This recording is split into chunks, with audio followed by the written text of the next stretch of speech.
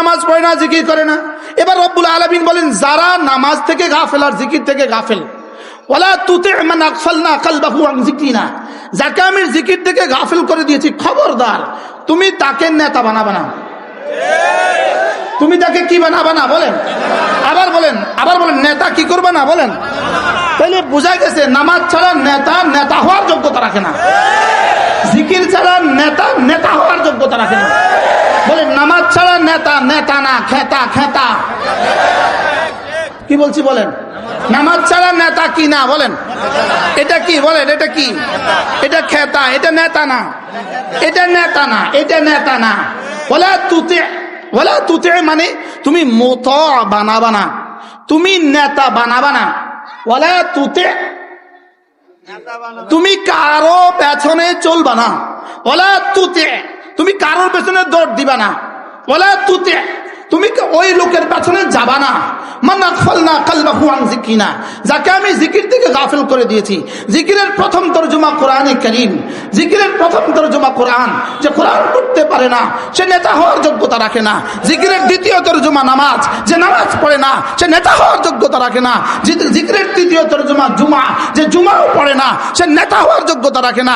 জিকিরের চতুর্থ তরজমা আওরাদে মাসনুনা, জিকিরের পঞ্চম তরজমা আমরা যে জিকিরগুলো করি। জিকিরের ষষ্ঠ তরজমা পুরা শরীয়ত হলো জিকির। তাহলে শরীয়তে মুতাহহারা থেকে যার জিন্দেগি দূরে, সে কখনোই নেতা হইতে পারে না, সে কখনো উম্মতের মুতা হইতে পারে না, উম্মতের মুত্তাবা হইতে পারে না, সে কখনো উম্মতের জন্য ভালো কিছু করতে পারে না।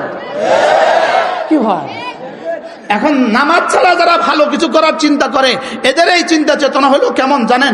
এদের চিন্তা চেতনা হলো নামাজ ছাড়া, জিকির ছাড়া, কোরআন ছাড়া, দিন ছাড়া, ইসলাম ছাড়া এদেশে শান্তি সেদিন আসবে যেদিন পাঠা থেকে আপনি দুধ পাবেন। বলেন কি বলছি বলেন? না বলে না। পাঠা কোন দিন দুধ দিবে বলেন? কোন দিন বুঝি বলেন? এই পাঠা যেদিন দুধ দিবে, এই বেনামাজের কাছ থেকে এদের শান্তি সেদিন পাবে না। এরপরও বুঝাইতে পারি নাই। এই শব্দগুলো পৌঁছায় দেন, আকাশে পৌঁছায় দেন, আকাশে বাতাসে পৌঁছায় দেন। এদেশে শান্তি, শুধু শান্তি স্লোগান। এখন থেকে ফেব্রুয়ারি পর্যন্ত চলবে শান্তির স্লোগান, ফেব্রুয়ারি পর থেকে চলবে দুর্নীতির স্লোগান। কি ভাই এতক্ষণ ঠিক, এতক্ষণে একটা ঠিক বলার মতো বক্তৃত্ব মুশতাকুর নবী সাহেব দিয়েছে। বলেন এখন চলবে কিসের স্লোগান বলেন? শান্তি। ভুয়া বলেন এগুলো কি বলেন? হ্যাঁ, শুধু এক শব্দ, এই শব্দটাই বাংলাদেশে শুধু ঠিক, ভুয়া। কি ভুয়া? এই শব্দটাই বাংলাদেশে শুধু ঠিক। এই জন্য শান্তি কালকে থেকে শুরু হয়ে গেছে। আজকে লাকসামে দেখলাম অশান্তির শেষ নাই। শেষে দেখছি এক বেটি গাড়িতে মাথার উপরে গাড়ির ওই কি বলে এটাকে, গাড়ির ছাদটা সরাইয়া বেটি দাঁড়ায় রয়েছে। ওই বেটির পেছনে হাজার বেটা। এই বেটাগুলোর আকলে কুত্তে মুচ্ছিনি। আচ্ছা এত বেশরমটা মানুষ, আচ্ছা মানুষ এত বেহায়া হয়তো কিনলিগা। একটা বেটি যাইতেছে, ওই বেটির পিছনে হাজার মানুষ, হাজার বেটা বেটির পিছনে ছুটছে, মনে বুঝে না। আচ্ছা এই মানুষগুলোর আকলে কি বলে, এদের বিবেকে কি বলে? আচ্ছা যেই দেশটাকে সামলাইতে পারে না ডক্টর ইউনূসের মতো বেটা, আর সেই দেশটাকে সামলাইবো বলে এক বেটি, আর ওর পিছনে ডাকডোল পিটাইতেছে শান্তি। আচ্ছা আপনি আকলকে জিজ্ঞেস করেন, আপনি বিবেককে জিজ্ঞেস করেন। আচ্ছা এই বেটি আমি জানি না কে সে, আমার এটা দরকার নাই, কিন্তু উম্মতে মুসলিমা তার পিছনে ছুটে কিভাবে? উম্মত এত নষ্ট হয়ে গেল কেন? উম্মতের আকলে, উম্মতের বিবেকে শুয়ারে পেশাব করলো কেন? উম্মত এত পচে গেল কেন? এটা এত পচে গেল কেন? যেই রাস্তায় এসে ডাক দেয় তার পিছনে দৌড় দেয়, এক মুঠ মুড়ি একটা গ্রাম চাল লেগা। বাস্তব না বাস্তব বলেন? ওয়ালা তুতি' মান আগফালনা কলবাহু আন যিকরিনা ওয়াত্তাবা হাওয়া। রব্বুল আলামিন বলেন, জিকির থেকে যে গাফেল, খবরদার তুমি তার পেছনে যাবা না। নামাজ থেকে যে গাফেল, তার পেছনে তুমি কখনো যাবা না। কোরআন থেকে যে গাফেল, তার পেছনে কখনো যাবা না। যে বিসমিল্লাহটাই শুদ্ধ করে পড়তে পারে না, সে আবার জাতির কর্ণধার কেমনে হবে? সে আবার জাতির আইন প্রণেতা কেমনে হবে? সে আবার জাতির আইন বানাবে কেমনে? সে আবার জাতির শান্তির ফর্মুলা দিবে কেমনে, যে বিসমিল্লাহটাই শুদ্ধ করে পড়তে পারে না? প্রশ্ন, হুজুর আগামী নির্বাচনে আমরা কি করব? স্যার প্রশ্ন করেন তো, সবাই এক বাক্যে প্রশ্ন করেন, জোরে জোরে। না, এই প্রশ্ন আগে প্রশ্ন না বুঝলে আপনি উত্তর বুঝবেন কেমনে? দেন প্রশ্ন করেন, আবার বলেন। আগামী নির্বাচনে আপনি ভোট পচে গেলেও আপনি বুঝবেন না। বুঝেন না কিছু? কি বলছি বলেন? ভোটটা পচে গেলেও আপনি বুঝবেন না। কি বলছি বলেন তো? হাসরের ময়দানে আপনাকে জিজ্ঞেস করবে, এটা জিজ্ঞেস করবে না, এই তুই তো জানতি ওরে ভোট দিলে পচে যাবে ভোটটা, তুই তারে ভোট দিলি কেন? এটা জিজ্ঞেস করবে না। বলবে তুই তো জানতি এই ভোটটা দিলে সে দুর্নীতি করবে, তুই তারে ভোটটা দিলি কেন? কি ভাই, আমি বুঝাইতে পারি নাই, আমার ব্যর্থতা। আমি নোয়াখালীর মানুষ, আমি ব্যর্থতা। কি বলছি বলেন? বুঝে না? আপনি পৌঁছবেন না, ভোট পৌঁছবে। উত্তর দেন। আরে ভোট পৌঁছলে পৌঁছুক, না পৌঁছলে নাই, আমি পৌঁছবো না। মন থাকবে তো ইনশাল্লাহ? বলেন। তাহলে আপনি শুধু একটা বার ভাববেন, এই যারা দাঁড়িয়েছে এর মধ্যে দেখি কার কালেমাটা শুদ্ধ, কার বিসমিল্লাহটা শুদ্ধ, কে একটুখানি নামাজ পড়ে, কে একটুখানি কি পড়ে বলেন, কে একটুখানি মাঝে মাঝে আল্লাহ আল্লাহ রসুলের কথা বলে। যেমন ধরেন কয়েকদিন আগে বাংলাদেশে জুলাই সনদ হয়ে গেল, লেকিন জুলাই সনদের মধ্যে ওনারা বিসমিল্লাহির রহমানির রহিম লিখতে ভুলে গেছে। বিসমিল্লাহটা লিখতে কি করছে বলেন? বিসমিল্লাহটা ওনাদের ভুলে লেখে নাই, জোরে বলেন। এটা ভুলে ভুলে ভুলে লেগে গেছে না ইচ্ছা করে লেখে নাই? আরো জোরে কর। ভুলে রয়ে গেছে না ইচ্ছা করে লেখে নাই? এবার বলুন তো দেখি, যারা বিসমিল্লাহ লিখতে লজ্জা পায়, বিসমিল্লাহ লিখতে শরম পায়, বিসমিল্লাহ বলতে যাদের শরম লাগে, বিসমিল্লাহ বলতে যাদের লজ্জা লাগে, বিসমিল্লাহ যারা শুদ্ধ করে বলতে পারে না, এদের দ্বারা জাতি অন্য কিছু হোক না হোক কমপক্ষে শান্তির আশা করা যায় না। কি ভাই? আচ্ছা, বিসমিল্লাহ বলতে এদের লজ্জা হইলো কেন? বিসমিল্লাহ লিখতে এদের শরম লাগলো কেন? আসলে এরা বিক্রি হয়ে গেছে পশ্চিমাদের কাছে। আসলে এরা বিক্রি হয়ে গেছে কাদের কাছে বলেন? পশ্চিমাদের কাছে। এই জন্য মেরে ভাইও, তাদেরকে নেতা বানাবো না যারা বিসমিল্লাহ পারে না, যারা কোরআন পারে না, যারা নামাজ পড়ে না, এদের পেছনে যাব না। বলেন ইনশাআল্লাহ, বলেন ইনশাআল্লাহ, আবার বলেন ইনশাআল্লাহ। যদি আপনার ভোট পচে যায়, যাক, আমরা কি করব না? আমরা এত নষ্ট হব না, আমরা এত নষ্ট হব না। কি ভাই, আমরা কি হব না বলেন? আমরা ভোট কাকে দিবেন বলেন?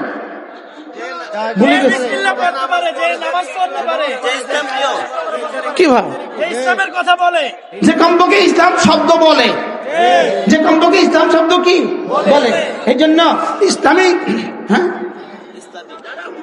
আল্লাহ আমাদের সবাইকে বুঝ দান করো। প্রসঙ্গক্রমে একটা কথা বলে ফেললাম, ওয়ালা তুতি' মান আগফালনা কলবাহু আন যিকরিনা। এই জন্য আপনি পীর ধরবেন, পীর নির্বাচন করবেন, প্রথম দেখতে হবে কোরআনে কারীম শুদ্ধ কিনা, দ্বিতীয় দেখতে হবে সে জামাতে নামাজ পড়ে কিনা, দ্বিতীয় দেখতে হবে কি জামাতে নামাজ পড়ে কিনা, উস্তাদ রাখবেন জামাতে নামাজ পড়ে কিনা, ইমাম রাখবেন বাড়িতে গিয়ে জামাতে নামাজ পড়ে কিনা। কি ভাই, ইমামতি করে, ঈদের দিন বাড়িতে গেছে, পরের দিন জোহরের সময় উনি গরু গোসল করা নামাজের সময়।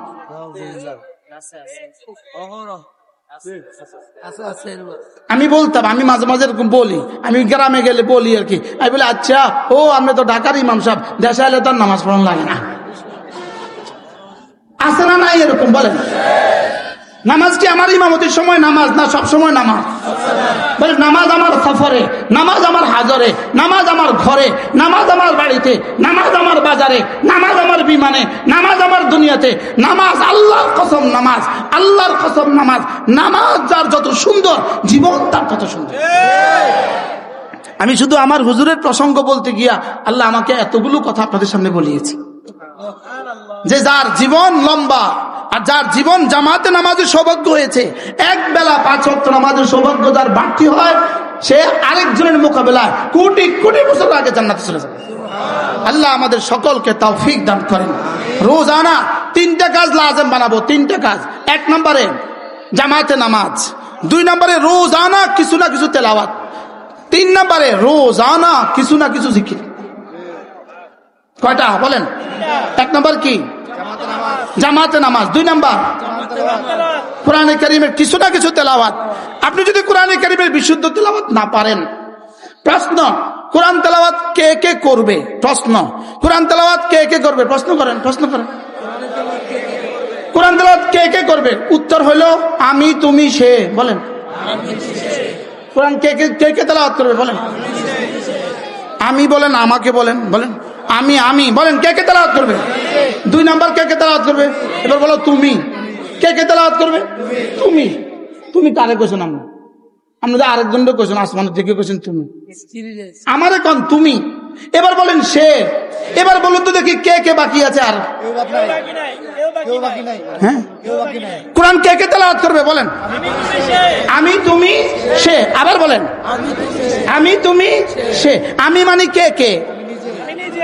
এ আমি মধ্যে কে কে পড়ে? হ্যাঁ, ডক্টর মোহাম্মদ ইউনুস আমির মধ্যে নাই, এবার শের মধ্যে নাই, এবার তুমির মধ্যে নাই। তাহলে আমি, তুমি, শের মধ্যে কে কে আছে? আপনারা একজন একজন কন। এই যতজন বসেন সবাই কন। মারগুব এখানে আসে, মারগুব এখানে আসে। কোরআন কে কে তেলাওয়াত করবে? বলুন বলেন আমি। আবার বলেন আমি। এবার যারা যারা কোরআন পারেন না আপনি বলেন আমি। বলেন আওয়াজ নাই।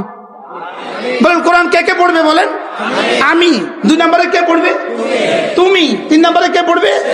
দেখেন ইয়াতলু আলাইহিম আয়াতিক, ইয়াতলু আলাইহিম আয়াতিক, সেও পড়বে কোরআন। উতলু মা উহিয়া ইলাইকা মিনাল কিতাব, তুমিও পড়বা কোরআন। ওয়া ইন্নামা উমিরতু আন আতলু আল কোরআন, আমিও পড়বো কোরআন। সুবহানাল্লাহ। তাহলে কোরআন কে কে পড়বে? বলেন তাহলে আব্বা। আমি আগে আমরা যারা, আমি তো ছোটখাটো একটা বক্তা, আগে বলতাম ভাই, আমি বলতাম আগে বলতাম ভাই আপনার একটা ছেলেকে কোরআনে কারীম পড়ান। তা আমি এখন ভাবলাম হায় রে, আমি যখন কইতাম আল্লাহ একটা ছেলেকে কোরআনে কারীম পড়ান, আরশের মালিক তখন বলতো তোরে এটা খাস করতে কইছে কে রে বেকুব? তুই যে কইলি একটা ছেলেকে কোরআন শরীফ পড়ান, অর্থ কি? আরেকটাকে বাদ দিল কা? তুই যে কইলি একটা ছেলেকে কোরআন শরীফ পড়ান, মেয়েটাকে বাদ দিল কেন? তুই যে কইলি একটাকে ছেলেকে কোরআন শরীফ পড়ান, তো উনারে বাদ দিলি কা? তুই যে বলি একটা ছেলেকে কোরআন শরীফ পড়ান, তো তার স্ত্রীকে বাদ দিলি কেন? অতএব তোমাকে বলতে হবে আমি কোরআন পড়বো, তুমিও কোরআন পড়বা, সেও কোরআন পড়বে। তাহলে বলেন কোরআন কে কে পড়বে? বলেন আবার বলেন আমি, তুমি। সমাজের, এই সমাজের একটা মানুষও যেন বাদ না থাকে। প্রত্যেকেই নিয়ত করেন, কেউ পড়ুক আর না পড়ুক, আমি কোরআনে কারীম পড়বই পড়বো। বলেন ইনশাআল্লাহ, বলেন ইনশাআল্লাহ। কে কে পড়বেন? হাত তোলেন। শিখবো তো ইনশাআল্লাহ। আমাদের আব্দুল মালিক হাফিজাহুল্লাহ, বাইতুল মুকাররমের খতিব হযরত মাওলানা আব্দুল মালিক হাফিজাহুল্লাহ তাআলা, হ্যাঁ 18 কোটি মানুষকে জানাবার জন্য বলছি, হযরত মাওলানা আব্দুল মালিক হাফিজাহুল্লাহ তাআলা ইনি বাংলাদেশের আকাশের এক সূর্য, সূর্য। ইনি বাংলাদেশের জন্য সূর্য। সুবহানাল্লাহ বলেন না? বলেন ইনি বাংলাদেশের জন্য কি? বলেন ইনি বাংলাদেশের জন্য নক্ষত্র। ইনি বাংলাদেশের জন্য নক্ষত্র। সারা পৃথিবীতে যদি আজকে 3 জন আলেম ধরা হয়, একজন ধরা হবে হযরত আব্দুল মালিক হাফিজাহুল্লাহ। এজন্য যে কুলাঙ্গার গুলো আব্দুল মালিক হাফিজাহুল্লাহর সমালোচনা করে, এদের জন্মে সমস্যা আছে, এদের জন্মে সমস্যা আছে। এদের কিসের সমস্যা? বলেন এদের জন্মের সমস্যা আছে, এদের সমস্যা আছে, এদের জন্মে সমস্যা আছে। জন্মের সমস্যা না থাকলে আব্দুল মালিক হাফিজাহুল্লাহ সমালোচনা করতেই পারে না।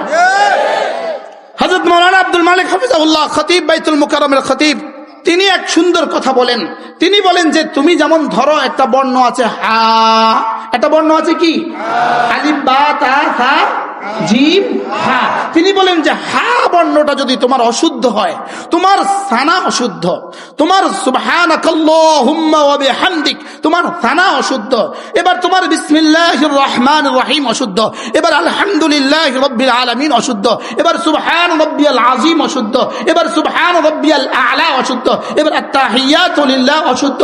এবার বলো তো দেখি, একটা বর্ণ অশুদ্ধ হওয়ার কারণে তোমার নামাজ, তোমার সানা শেষ, তোমার বিসমিল্লাহ শেষ, তোমার সূরা ফাতিহা শেষ, তোমার রুকু শেষ, তোমার সিজদা শেষ, তোমার তাশাহুদ শেষ। কি ভাই, কয়টা বর্ণ অশুদ্ধ হওয়ার কারণে বলেন? এবার আপনি আপনার ইমানকে জিজ্ঞেস করেন, আপনি আপনার বিবেককে জিজ্ঞেস করেন, আপনি হা বর্ণটা শুদ্ধ করতে আপনার জীবনে কত টাইম লাগতো? হ্যাঁ? এক খিলি পান খাওয়ার টাইম নিবে না। বাস্তব না বাস্তব বলেন? এক খিলি পান খাওয়ার টাইম নিত না যদি আপনি হা বর্ণটা শুদ্ধ করতে চাইতেন। 29টা হরফ যদি 1 ঘন্টা করে দিতেন তো 29 ঘন্টা হয়ে যেত। 29 দিন একদিন করে যদি দিতেন 29 দিনে হয়ে যেত। 1 সপ্তাহ করে দিতেন 29 সপ্তাহে হয়ে যেত। 1 মাস করে দিতেন 29 মাসে হয়ে যেত। 1 বছর করে দিতেন 29 বছরে হয়ে যেত। লেকিন আপনি 70 বছরে হা বর্ণটা শুদ্ধ করতে পারলেন না। কোন শর্মে হাসরের ময়দানে আল্লাহর কাছে চোখ দেখাবেন? আপনি যে শুদ্ধ করতে পারলেন না হা, আপনি যে সূরা ফাতিহা শুদ্ধ করলেন না, আপনার বিবেককে জিজ্ঞেস করেন, আপনার আকলকে জিজ্ঞেস করেন। তোমাদের শিক্ষা যেখানে গিয়ে শেষ হয়, আমাদের শিক্ষা সেখান থেকে শুরু হয়। আচ্ছা, আমি আপনাদেরকে জিজ্ঞেস করি, আমার সোনার বাংলা এই কবিতাটা আপনার জীবনে কতটা প্রয়োজন? আজকের দিনে কয়বার পড়ছেন? জোরে বলেন। গতকালকে কয়বার পড়ছেন? এর আগের দিন কয়বার পড়ছেন? আপনার বিয়ের দিনে কয়বার পড়ছেন? আব্বার ওফাতের দিনে কয়বার পড়ছেন? আপনার ছেলের জন্মদিনে কয়বার পড়ছেন? আপনার মেয়েটার বিয়ের দিনে কয়বার পড়ছেন? তাহলে এটা আপনার জীবনে পড়তে হয় ডেইলি কতবার? উত্তর নাই। সবাই বলেন কতবার পড়তে হয়? এবার বলুন তো দেখি, সূরা ফাতিহা একজন মুসলমানকে প্রতিদিন কতবার পড়তে হয়? 32 বার। কতবার? তাহলে সূরা ফাতিহা পড়তে হয় 32 বার। আমার সোনার বাংলা পড়তে হয় না জীবনে একবার? আচ্ছা, সারেগামা পাদানিসা পড়তে হয় কতবার? কতবার পড়তে হয় বলেন? তাহলে গানের শিক্ষক, তুমি সারেগামা পাদানিসার জন্য শিক্ষক নিয়োগ দেওয়ার চিন্তা করলে যেই সূরাটা পড়তে হয় প্রতিদিন 32 বার। সূরা ইখলাস পড়ি আমরা কমপক্ষে ন্যূনতম, সূরা ইখলাস পড়ি আমরা 16 বার। কি 2 রাকাত নামাজে তো একবার সূরা ইখলাস পড়েনি আপনি? যদি সূরা ইখলাস না দিত তাই জানি আমরা কি করতাম? তাহলে সূরা ইখলাস পড়তে হয় আমাকে কয়বার? আল্লাহু আকবার শব্দটা 358 বার বলতে হয়। রব শব্দটা 352 বার বলতে হয়। সুবহান রাব্বিল আযীম শব্দটা আমাদেরকে প্রতিদিন 92 বার 96 বার বলতে হয়। সুবহান রাব্বিয়াল আ'লা আমাদেরকে প্রতিদিন 192 বার বলতে হয়। এবার বলুন তো দেখি, যেটা প্রতিদিন বলতে হয় শত বার, সুবহানাল্লাহ বলেন না? যেটা প্রতিদিন বলতে হয় শত বার, বিয়ের দিনেও বলতে হয়, বিয়ের আগের দিনও বলতে হয়, বিয়ের পরের দিনও বলতে হয়, বাবার মৃত্যুর দিনেও বলতে হয়, ছেলের বিয়ের দিনেও বলতে হয়, মেয়ের বিয়ের দিনেও বলতে হয়, তোমার ওফাতের দিনেও বলতে হবে। সেটার জন্য তুমি শিক্ষক নিয়োগ দিলে না কেন? কতটা দরকার ছিল এই জন্য শিক্ষক নিয়োগ দেওয়া? উম্মত বুঝে না কত দরকার ছিল। তাহলে বাংলা আমার জীবনে দরকার, লেকিন সূরা ফাতিহার মতো দরকার। বাংলা আমার জীবনে প্রয়োজন, লেকিন সূরা ফাতিহার মতো প্রয়োজন। ইংরেজি আমার জীবনে প্রয়োজন, লেকিন সূরা ফাতিহার মতো প্রয়োজন। ভূগোলও প্রয়োজন, ইতিহাসও প্রয়োজন, সব আমার জীবনে প্রয়োজন। আপনি সব প্রয়োজনীয়তা বুঝলেন, লেকিন কোরআন শরীফ শিক্ষা প্রয়োজন, এটা বুঝলেন না কেন? কি হয়? তাহলে এবার নিয়ত করেন, আমি আমার ছেলে মেয়েকে অবশ্যই আমার ছেলে, আমার মেয়ে, আমার স্ত্রী, আমার সন্তানদেরকে আমি কোরআনে কারীম শিখাবো। বলেন ইনশাআল্লাহ, বলেন ইনশাআল্লাহ। যেই শিক্ষা ব্যবস্থাতে কোরআন শিক্ষা দেয় না, যেই শিক্ষা ব্যবস্থাতে ইসলাম শিক্ষা দেয় না, যেই শিক্ষা ব্যবস্থার মধ্যে রবকে রব চিনায় না, যেই শিক্ষা ব্যবস্থা বানানে ওয়ালাকে চিনায় না, যেই শিক্ষা ব্যবস্থা আখিরাত চিনায় না, এই শিক্ষা ব্যবস্থা এই জাতির জন্য কিয়ামত পর্যন্ত শান্তি বয়ে আনবে না। তাহলে কোন শিক্ষা ব্যবস্থা দরকার আমাদের? বলেন কোন শিক্ষা ব্যবস্থা দরকার? তাহলে কি বাংলা বাদ দিয়া, ইংরেজি বাদ দিয়া, ভূগোল বাদ দিয়া, সব বাদ দিয়া, না আমি বলি সব কিছুটাই বাদ দিতে হবে না, যেটা যেখানে আছে সেখানে থাকবে, সাথে কোরআনকে জুড়ে দাও। যেটা যেখানে আছে সেখানে থাকুক, সাথে কোরআনে কারীমকে জুড়ে দাও। আল্লাহ তাআলা আমাদের সবাইকে তৌফিক দান করেন, সকলে বলেন আমিন। এবার সিদ্ধান্ত নিতে হবে, আমি আমার সন্তানকে দিন শিখাবো, বলেন ইনশাআল্লাহ। আর যদি বলেন ইনশাআল্লাহ। এখন বাংলাদেশের সন্তানদেরকে দিন শিখায় কোথায়? আওয়াজ দেয় না। দিন শিখায় কোথায়? বলেন মাদ্রাসায়। দিন শিখায় কোথায়?